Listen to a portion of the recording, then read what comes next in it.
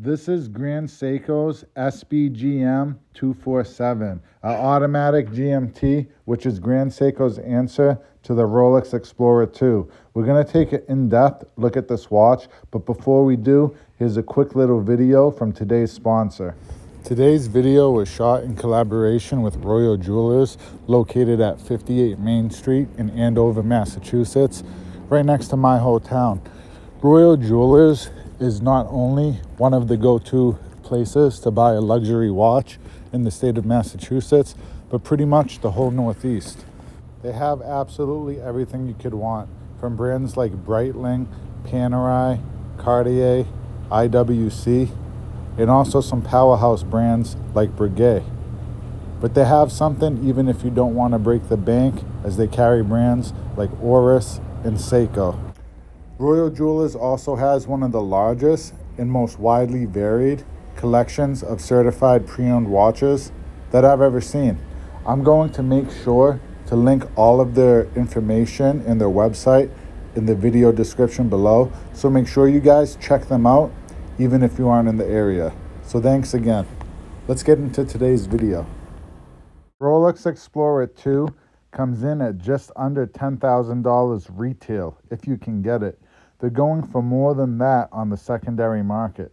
This, on the other hand, Grand Seiko's SBGM 247 out of the Grand Seiko Sport Collection is coming in at a retail price of $5,700. And I think you're getting a lot of bang for a buck. This watch is coming in at 40.5 millimeters, so it's big enough, but it's definitely a comfortable size if you're going to actually be doing outdoor activities in this watch like it's designed for, and you don't want it digging into your wrist. Its case thickness is 14.4 millimeters. It has a lug width of 20 millimeters, and it has a screw down crown. Of course, dual sapphire curved lenses. With its screw down crown, we're getting a full 200 meters of water resistance. This watch has impeccable finishing and polishing. It truly does look amazing in person. It's my first time hands-on with Grand Seiko, and boy, I was impressed. The underside of the case looks amazing too. You can see the lion motif or icon here, but that's going to cover up the movement. The movement is finished really well, and it's a little bit of a shame that you can't see it on this example. This watch, the SBGM 247, runs on Grand Seiko's in-house caliber, the 9S66. This is a true GMT movement, and that means that the local hour hand is independently adjustable, while the GMT hand remains fixed to a home time.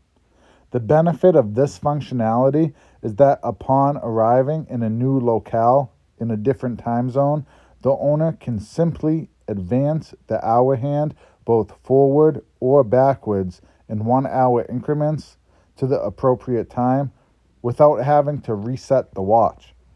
The 9S66 is rated to an accuracy rating of +5 to -3 seconds per day and has a power reserve of 72 hours. This movement features 35 joules, and like all of Grand Seiko's mechanical movements and even the quartz movements, it's very highly finished by their highly skilled watchmakers in Japan. Grand Seiko is definitely more known for the dressier watches, but this is one of their sports timepieces done right, if you ask me.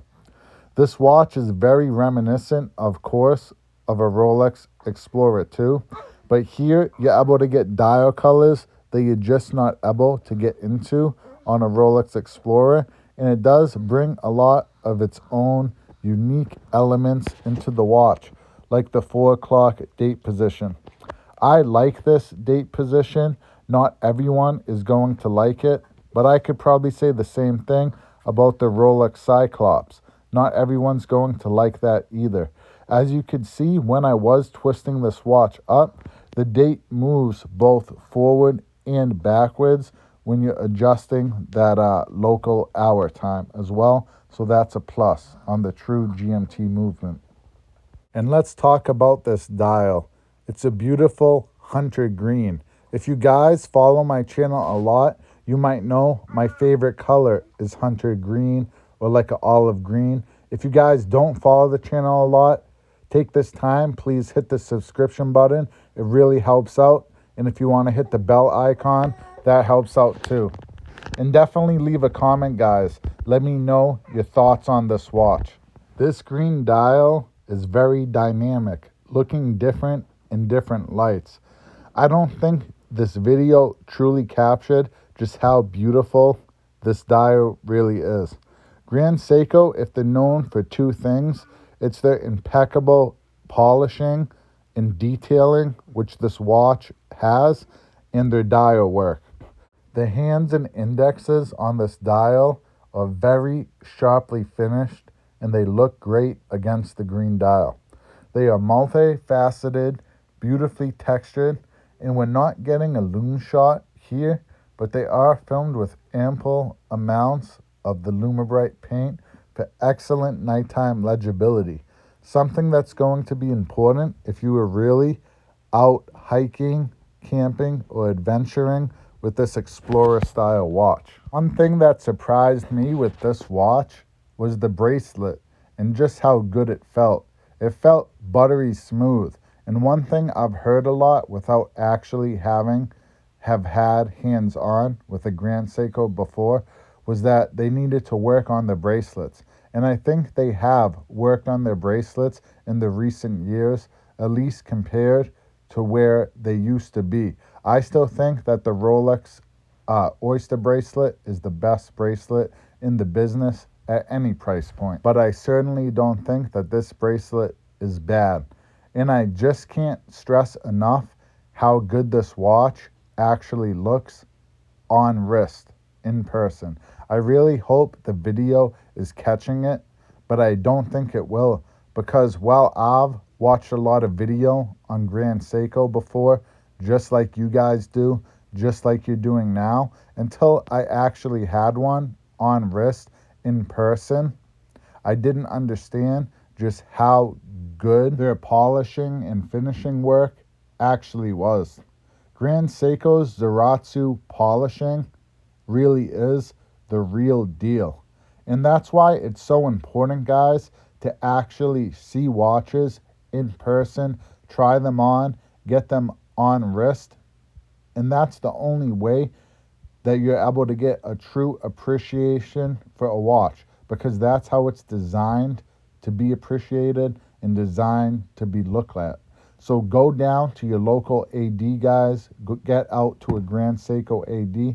Check out these watches. If you're in Massachusetts, definitely go ahead and check out Royal Jewelers. If you guys like this watch, I think you're going to like the other Grand Seiko that I filmed with. It's a lot different than this watch, but it has a lot of similarities as well. It's another Grand Seiko GMT with a green dial, but this one's an automatic high beat, and the dial is a lot more dynamic than it is here. That watch is the SBG J259. It's a United States special edition with a dial inspired by a bamboo garden or urban bamboo.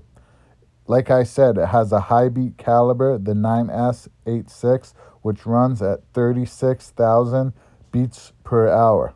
It delivers an accuracy rating of +5, -3 seconds a day, just like this watch, but it has a 55 hours of power reserve. This watch is much more dressier compared to this watch, which I guess is like kind of its sportier cousin. And it's just a lot of watch for the money as well, just like this one. This watch is one I've been thinking about kind of non-stop since I filmed with it. So you guys are definitely going to want to check out that video if you like the watch today. Please subscribe, guys, to the channel so you don't miss that video or any of my other videos. And again, guys, thanks so much for watching. I really do appreciate it. I wouldn't be able to do it without you guys. So I'll catch you on the next one. But before you guys go, definitely leave a comment. Let me know what you think about this watch, what you think about Grand Seiko as a whole. Would you buy Grand Seiko? Does having the name Seiko in there scare you? Or do you only buy from brands from Switzerland? Let me know.